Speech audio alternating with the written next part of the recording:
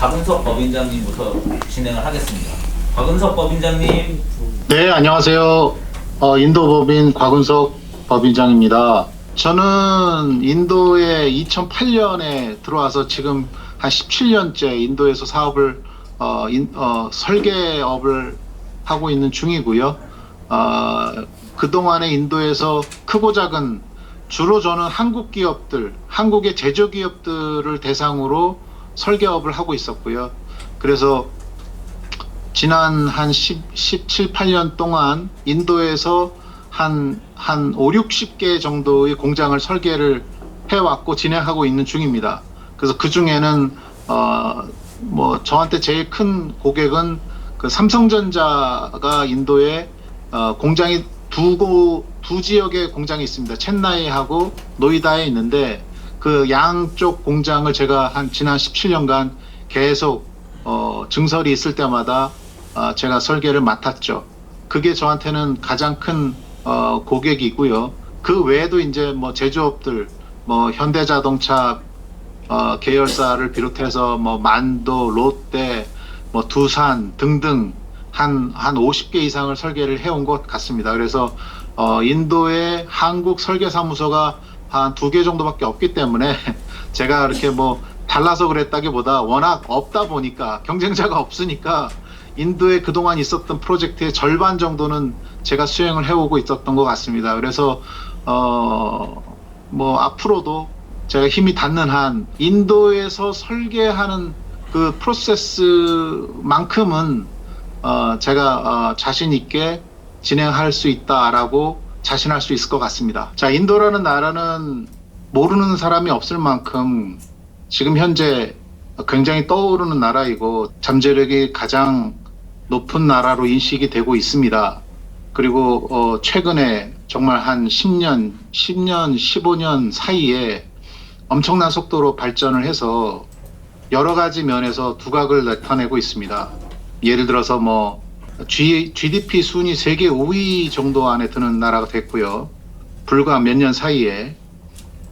그 우리나라 당연히 앞질렀고요. 그 다음에 인구는 세계 1위이고, 그 다음에 인도가 평균 연령이 28살입니다.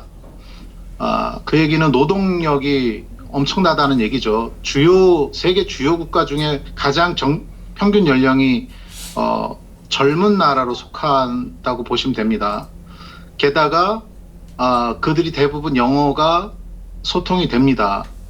그렇게 영어가 소통이 되면서 젊은이들이 많으면서 인구가 15억 정도로 가장 많으면서 그런 경쟁력이 있는 나라가 세계에 없죠.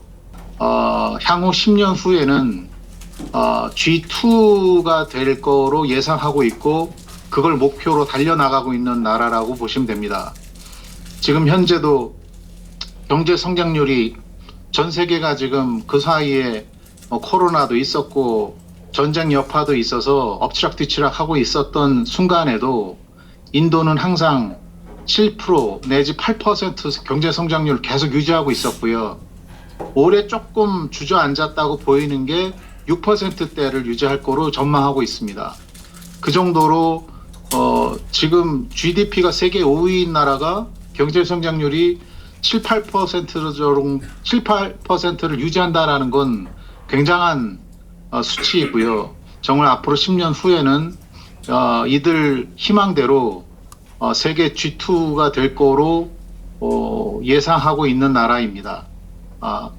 그만큼 굉장히 매력이 있고 잠재력이 있는 나라이고 최근에 코로나 이후에 잠깐 주춤했다가 우리나라에서도 지금 인도 시장을 굉장히 적극적으로 들어오려고 노력을 하고 있는 중이고 불과 코로나 이전만 해도 대부분 제조기업들 예를 들어서 현대자동차나 삼성전자, LG전자 이렇게 제조기업들을 베이스로 기업들이 많이 들어왔었는데 요즘 한국 기업들 중에서도 제조기업이 아닌 다른 분야도 지금 들어오려고 시도하는 것들이 많이 보이고요.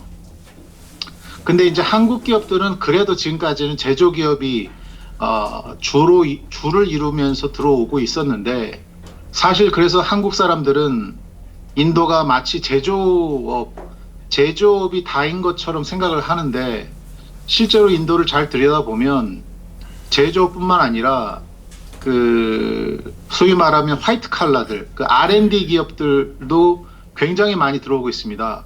그래서 우리나라 사람들이 주로 인도에 진출하는 게 제조업이다 보니까 인도를 제조업의 나라로 보는 거지. 전 세계적으로는 뭐 미국이나 이런 쪽에서는 R&D를 미국의 R&D 연구소를 인도에다가 세우는 경우가 굉장히 많습니다. 그래서 인도는 단순히 제조업만 발전하고 있는 게 아니고 R&D 기업도 많이 지금 들어오고 있고 거기에 구수 인력들을 채용하고 있고 그래서 그들이 모여 사는 도시들이 굉장히 지금 소득 수준이 올라가면서 인구가 폭발하고 있는 중입니다. 그러니까 단순히 제조업 이렇게 인도는 제조업, 값싼 노동력, 뭐 블루 칼라 이렇게 보시면 안 되고 그런 것도 있지만 어떤 화이트 칼라, R&D 연구원들 그런 인력들도 엄청나게 지금 많이 양성이 되고 있고 훈련이 되고 있는 나라라고 보시면 됩니다. 그래서 우리나라에서는 아직은 제조업을 주로 타겟으로 보고 있지만 R&D 쪽으로도 많은 가능성과 잠재력과 어떤 협업할 수 있는 그런 나라라고 보시면 좋을 것 같습니다. 다음 장 넘겨주세요. 뭐 이 자료는 그냥 간단하게 만든 자료고 요 키워드를 놓고 제가 하나씩 말씀드리려고 그냥 키워드 위주로 만들었습니다. 인도는 28개의 주로 이루어져 있습니다. 근데 인도의 인구가 15억이고 이게 대충 30개 정도로 뭐 직할지 이렇게 따지면 대충 30개의 주라고 보시면 되거든요. 그래서 우리나라가 왜 인구가 5천만이잖아요. 그런데 인도의 면적이 우리나라 면적의 딱 30배입니다. 그래서 쉽게 생각하면 각각의 주가 우리나라 남한 면적과 남한 인구와 같은 사이즈 곱하기 30개라고 인식을 하면 되고요. 그게 단순히 그냥 면적이나 인구만 30배가 아니고 사실은 각각의 주가 각각의 하나씩의 나라라고 보시는 게 맞습니다.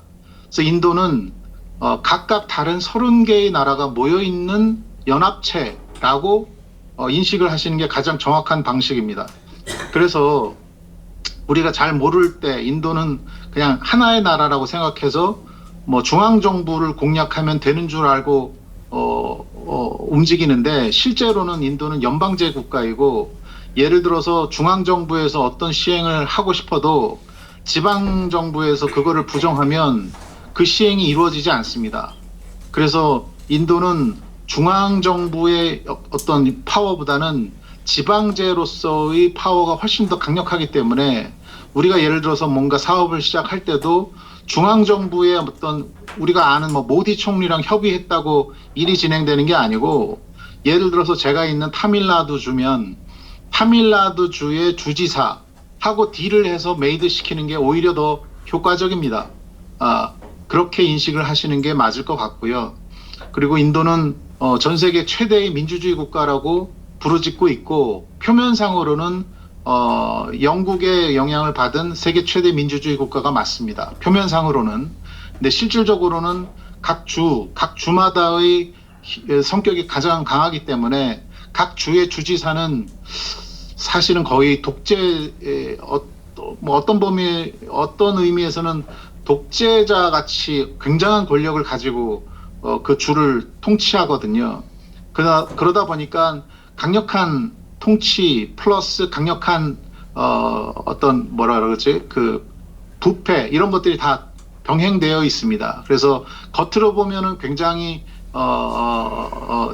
안정된 민주주의 국가처럼 보이지만 실질적으로 각 주별로 들어가면 어떤 주마다 성격이 굉장히 많이 달라요. 마치 다른 나라처럼. 그래서 굉장히 독재주의적이고 그 다음에 부패가 굉장히 심한 각각의 주로 이루어져 있다라고 인식을 하시면 될 것 같습니다. 아까 다음 장 아까도 말씀드렸지만 인도는 지금 현재 베이스가 인도 경제의 70% 정도가 농업입니다. 아직도. 그래서 인도를 농업 국가라고 하는 게 맞습니다. 전체적인 비율로 봤을 때. 그래서 농업이 한 6, 70%를 차지하고 제조업이 한 20% 후반. 그 다음에 나머지들이 산업이 이루어져 있는데 그 농업이라는 거는 별로 그 성장할 수 있는 동력이 없잖아요. 그럼에도 불구하고 농업이 70%나 되는 경제 구조를 가지고도 경제 성장률이 7, 8%를 유지한다는 뜻은 제조업이나 서비스업이 압도적으로 성장률이 높다라는 뜻입니다. 그렇게 읽으셔야 됩니다. 그래서 단순히 그냥 7, 8%라고 그냥 인식을 하시면 안 되고 농업이 70%인 국가의 경제 성장률이 7, 8%나 된다라고 인식을 하셔야 그 숫자가 오히려 정확하게 인식이 되는 나라입니다. 다음 장. 그러면서 이제 갑자기 성장을 하고 그 다음에 투자가 되고 제조업이 엄청나게 늘어나면서 이제 반대급부로 오염, 대기 오염이라든지 수자원 부족 뭐 이런 것들이 굉장히 심각합니다. 그래서 델리 같은 경우에는 지리적인 약점도 있습니다. 그 델리가 마치 우리나라 대구처럼 히말라야의 분지로 히말라야의 남서쪽에 위치한 도시가 델리거든요.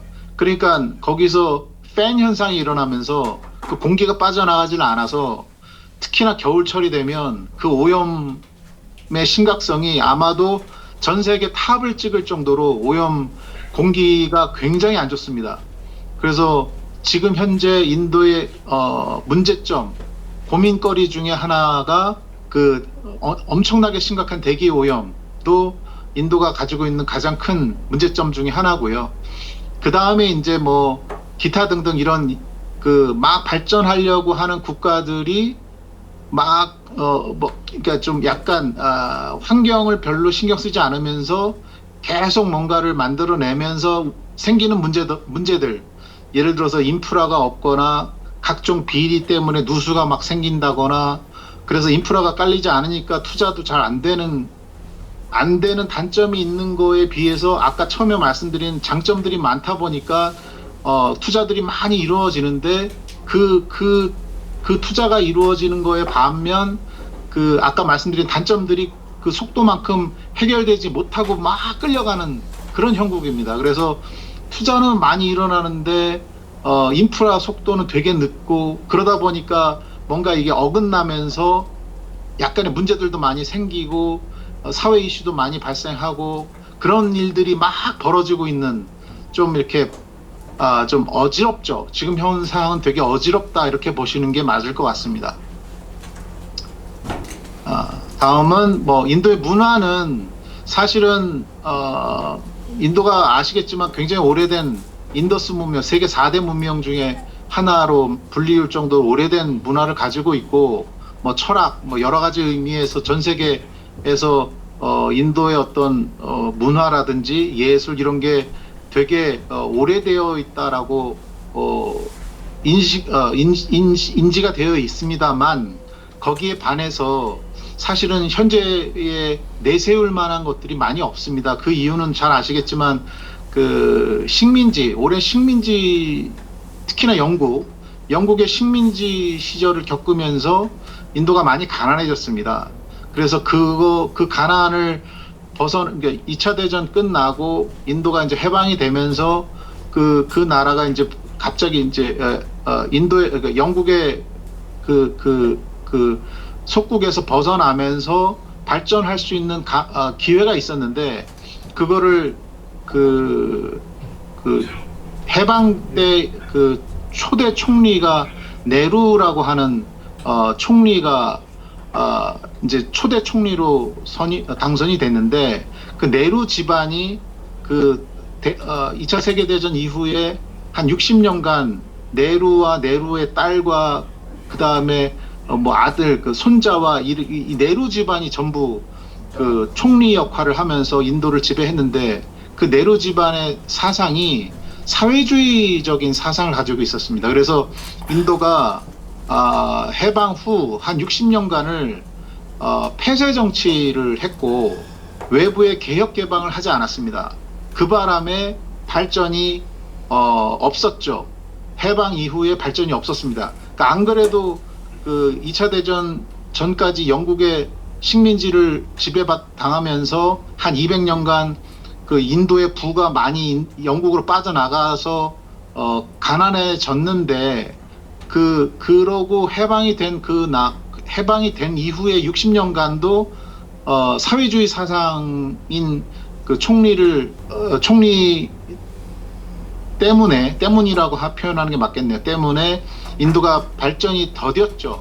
그걸 이제 1990년대 중반에 겨우 이제 우리가 아는 만모한 싱이라는 개혁 개방주의자가 수상이 되면서 인도가 문을 열기 시작한 겁니다. 그래서 인도가 사실은 개혁 개방이 된 거는 90년대 중반부터 개혁 개방이 됐고, 우리나라 현대자동차가 딱 그때 맞춰서 인도에 처음 들어왔죠. 그때부터 인도가 이제 문을 열고 발전하기 시작한 겁니다. 그래서 지금 우리가 알고 있는 인도가 그 예전에 알고 있는 인도, 뭐 예를 들어서 뭐 카스트 제너라든지 무슨 간디라든지 뭐 카레 이런 거는 예전에 그냥 있었던 문화이니까 그건 예전부터 있었던 거지만, 우리가 지금 알고 있는 인도, 예를 들어서 뭐 발전하는 것, 뭐 요즘 뭐 고속 성장의 이런 어떤 자유민주주의 국가 내지는 경제 활동의 의미에서 바라보는 인도는 95년, 96년부터 시작된 거다라고 인식하시는 게 맞습니다. 그래서 오히려 인도를 잘 모르는 거죠. 그 예전에 알고 있던 인도의 어떤 느낌하고 97년 이후에 개방됐던 인도의 모습은 다른 색깔이 다르기 때문에 그거를 잘 인지하지 못하고 있는 겁니다. 우리나라 사람들도. 다음. 그래서 이제 지금 현재 인도는 젊은이들이 많고 교육 시스템도 굉장히 발전돼 있고, 그 다음에 젊은 인재들 아시겠지만 인구 15억 중에 머리 좋은 친구들 많거든요. 특히 뭐 우스갯소리로 인도의 그 유명 대학 중에 그 인디아 인스티튜트 오브 테크놀로지라는 그 IIT라는 대학이 있는데, 그 대학이 인도의 주요 도시 7개 도시에 7개의 IIT가 있어요.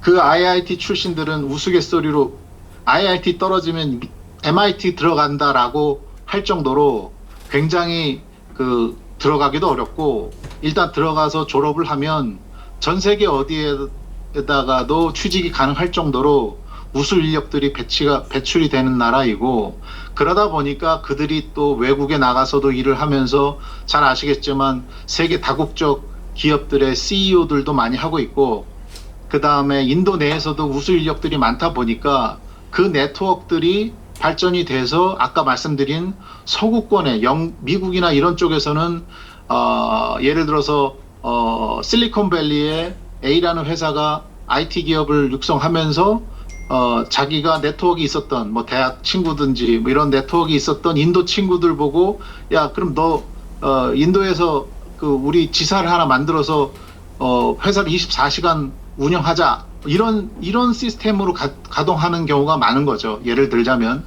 그러다 보니까 인도의 IT 기업들이 엄청나게 많아졌고, 그러다 보니까 또 거기에서 일하다가 나와서 새로 스타트업 창업하는 회사들도 엄청나게 많습니다. 그래서 우리가 인도를 그냥 인건 비싼 블루칼라들 노동자 이렇게만 생각하면 안 됩니다. 인도는 그거와 동시에 지금 얘기하고 있는 어떤 스타트업, IT, 미국의 어떤 세컨더리 작업을 하는 그 백업 시스템으로 갖춰져 있는 그런 나라인 것도 동시에 인식을 하셔야 된다는 뜻으로 말씀드리는 겁니다. 그래서 지금 인도는 말씀드렸지만 경제 성장률 7%, 8% 되고 있고, 거기에 여러 가지 장점들, 젊은 인력의 영어를 쓰는 인력의 고급 인력들의 블루 칼라부터 화이트 칼라까지 다양하고, 그러다 보니 전 세계에서 지금 투자금들이 몰려들고 있고, 그러다 뭐 기업도 만들고, 한국 기업들뿐만 아니라 전 세계 웬만한 대기업들은 전부 여기다가 지금 공장을 세우고 있고요. 최근에 예를 들어서 폭스콘 같은 기업도 대규모로 지금 벵갈로우에 공장을 짓고 있습니다. 그래서 아무튼 우리가 상상할 수 있는 웬만한 대기업 제조업들은 인도에 공장을 세우고 거기에서 물건을 만들려고 지금 준비를 하고 있다, 이렇게 보셔야 됩니다. 그런 반면에 이제 국가적으로는 그 기업들을 서포트할 수 있는 인프라를 구성하는 게 굉장히 느려서 그게 약간 이게 잘 매치가 안 돼서 살짝 발목을 잡는 형국이다, 이렇게 보시면 될 것 같습니다. 그래서 기업들이 많이 들어오고 발전할 수 있고 발전하려고 막 하는 그런 플러스적인 면에 반해서 국가적으로 그거를 정확하게 인프라를 맞춰주거나 법령을 조절해주거나 비리를 어떤 잠재우지 못하는 단점들이 같이 있으면서 그렇게 한 발씩 나아가고 있는 형국이다, 이렇게 보시면 될 것 같습니다. 자, 그래서 인도에 대해서 그냥 간단하게 설명 자료를 만들었고요. 인도는 뭐 제가 지금 이렇게 설명하는 거는 그야말로 그냥 한 문장으로 인도를 설명한 정도밖에 안 되고, 인도를 공략하려면 정말 그 많은 장점과 그 많은 단점들이 있기 때문에 그냥 인도가 어때? 이라고 얘기하는 거로 어때요? 라고 답하는 건 굉장히 우문우답이 될 수 있고요. 뭔가 인도를 공략하고 싶은 사람은 자기 아이템, 자기 분야에 대해서 정확하게 알고, 그 다음에 그거를 그 분야와 그 아이템이 인도에 접목이 가능한지를 다시 한번 정확하게 와서 파악을 해야 됩니다. 그래서 자기가 갖고 있는 네트워크와 그 다음에 인도에서 자기가 그거를 인도에서 사업을 벌렸을 때 그 네트워크가 얼마나 강력한 네트워크를 자기가 갖고 있든지, 아니면 자기의 내공이라 하면 예를 들어서 뭐 몇 년간에 버틸 수 있는 자금력이라든지 이런 거 하고 현지 상황을 정확하게 파악을 하고 들어와야지, 그냥 인도가 괜찮대, 제가 말한 어떤 장점들만 보고 괜찮은가 보다 하고 들어오거나 그러면은 그거는 100% 실패할 거라고 보고요. 그렇게 준비하고 철저히 스터디하고 그러고 들어와서 겨우 그러니까 안착할 수 있는 나라라고 보시면 될 것 같습니다. 그래서 허들도 되게 높아요. 그래서 좋은 점만 보시면 안 되고 여러 가지 장점이 있는 반면에 허들도 되게 높기 때문에 그런 인도에 투자하려는 분들은 그런 것들을 다각적으로 정확하게 보고 들어와야지, 괜히 한쪽만 보고 들어오면은 반드시 실패할 수 있는 나라라고 보입니다. 그럼에도 불구하고 앞으로 제가 얘기했던 거시적인 그런 성장 가능성을 바라본다면 그런 허들을 넘겠다라는 그 챌린지를 가지고 인도를 들어오는 게 앞으로 뭐 전반적으로 우리나라도 지금 상황이 그렇게 녹록지 않잖아요. 그런 뜻에서 어떤 비전이 있지 않을까 하고 감히 조심스럽게 말씀드리고 싶습니다. 이상으로 인도에 대해서 정말 간략하게 설명드렸고요. 혹시 추가로 뭐 궁금하신 사항이 있으면 질문을 받도록 하겠습니다. 네, 그러면 박은석 법인장님 수고 많으셨습니다. 박수 한번 부탁드립니다.